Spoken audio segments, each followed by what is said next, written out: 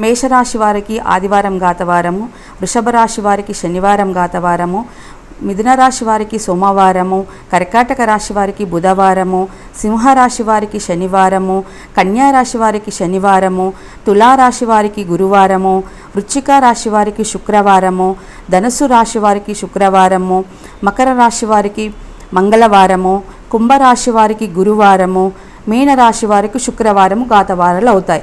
వారు చేయకూడని పనుల గురించి వివరిస్తాను.